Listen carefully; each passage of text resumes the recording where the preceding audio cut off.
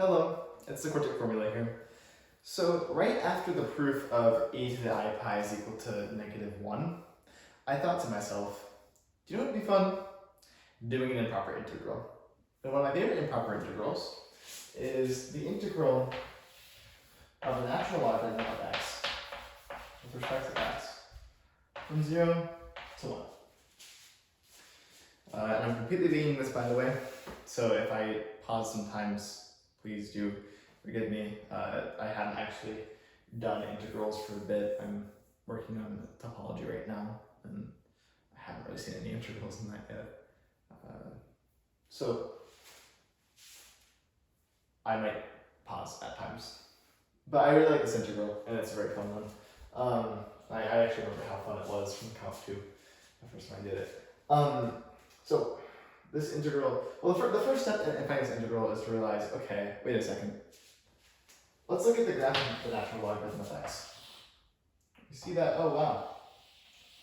It's a bit of a problem.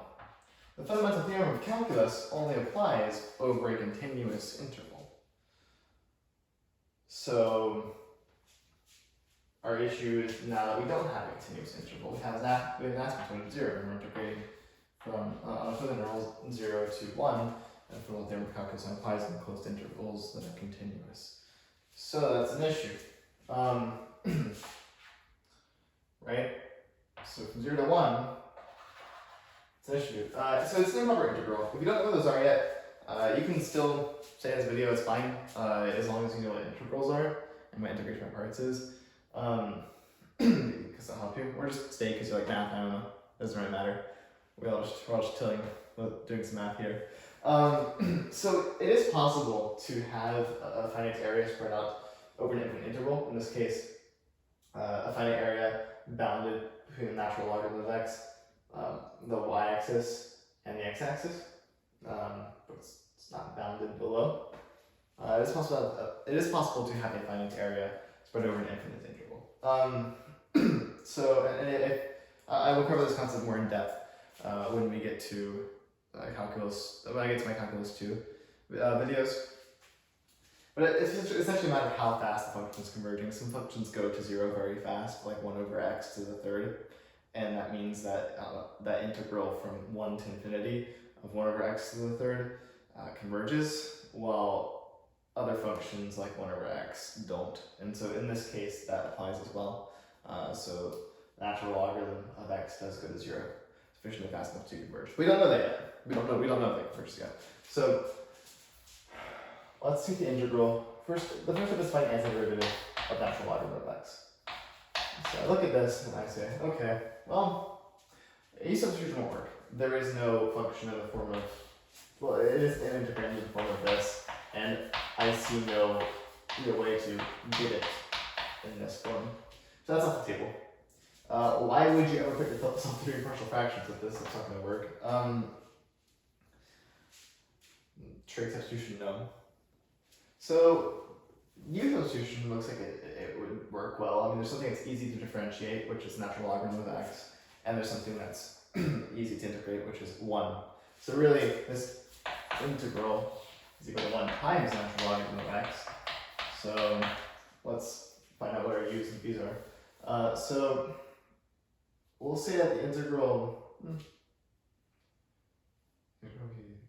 so we'll let u equal natural logarithm of x. So the derivative of u with respect to x is equal to 1 over x.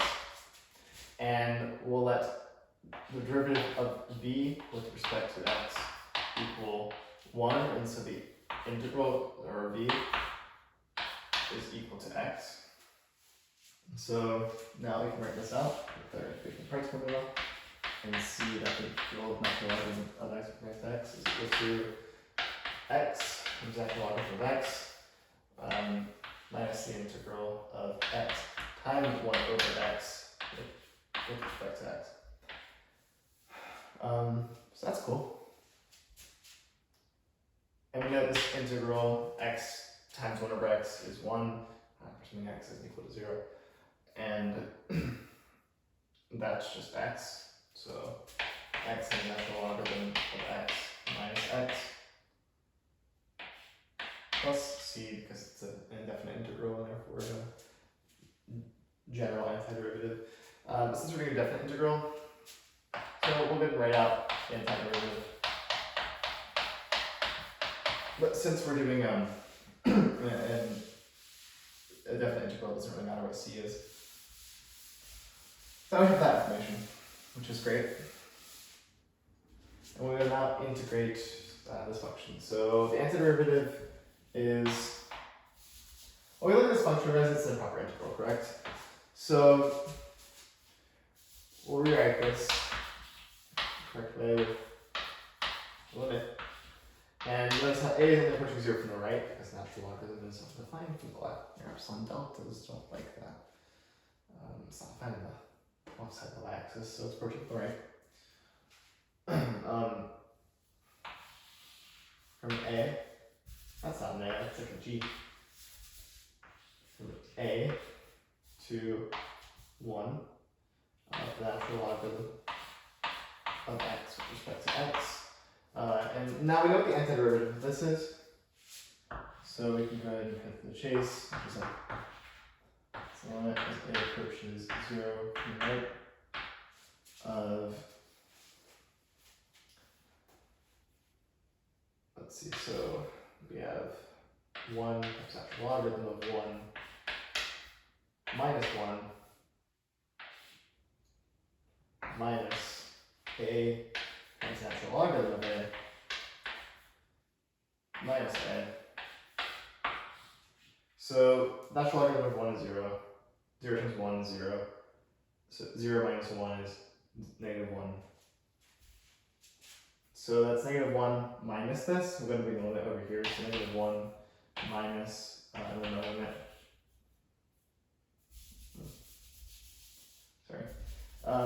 So we can split limits by addition, essentially. And so really we only have to focus on this case. And so we'll focus over here.